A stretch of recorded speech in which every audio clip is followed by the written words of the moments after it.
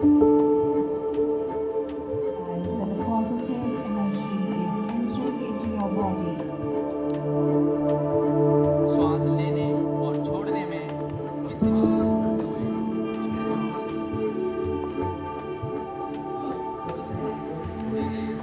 इसके ऋषि मुनियों ने, भारत के तपस्वियों ने योग विद्या के आधार पर ही अपने आप को स्वस्थ और सुरक्षित रखा।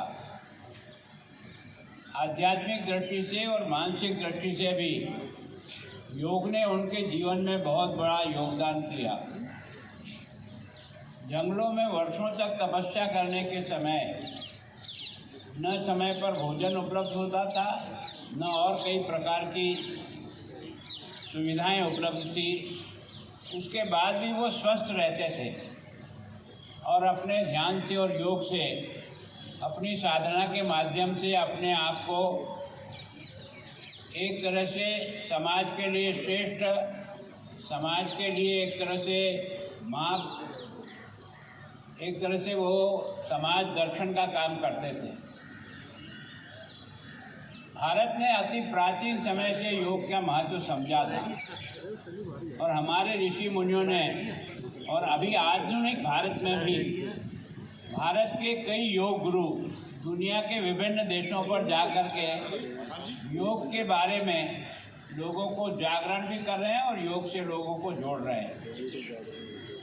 और ये वास्तव में देश का सौभाग्य है कि विश्व योग दिवस के रूप में आज से ठीक 10 वर्ष पहले प्रधानमंत्री जी ने यूएनओ में एक प्रस्ताव रखा, इस योग के महत्व को समझाया। मैं आपको इससे पहले ले जाना चाहता हूँ कि देश के प्रधानमंत्री जब अमेरिका ओबामा के समय गए थे और सौभाग्य से उन दिनों में नवरात्रा थी और देश के प्रधानमंत्री आदरणीय मोदी जी प्रारंभ से नवरात्रा करते थे, जिसमें किसी प्रकार का अन्न नहीं लेते थे। केवल और केवल नींबू पानी, गर्म पानी के अलावा वो 9 दिन की अपनी तपस्या में किसी प्रकार का कोई अन्न या किसी फल का भी सेवन नहीं करते। ईश्वर योग से उन्हीं दिनों में ओबामा जी के निमंत्रण के आधार पर उनको अमेरिका जाना का सौभाग्य मिला। और अमेरिका का हमेशा एक राष्ट्रपति का रिवाज है कि वो एक बार किसी विदेश से आए हुए अतिथि के मिलने का समय देते हैं, उसके बाद उनको समय नहीं होता है। लेकिन जब अमेरिका के राष्ट्रपति को पता लगा कि मोदी जी तो कुछ खा ही नहीं रहे हैं, जितने दिन हो गए और ये बराबर उतना ही काम कर रहे हैं जितना पहले करते थे, तो उनकी स्वाभाविक इच्छा हुई कि यार मोदी जी से दोबारा मिलना पड़े, ये समझना पड़े कि ये बिना खाए बिना कुछ किए इतने दिन तक ये कैसे काम कर सकते हैं।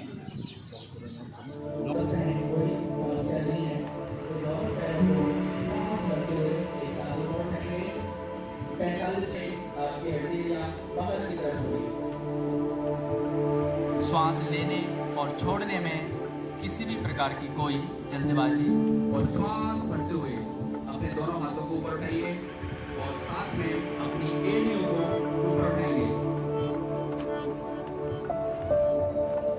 फिर से श्वास भरें।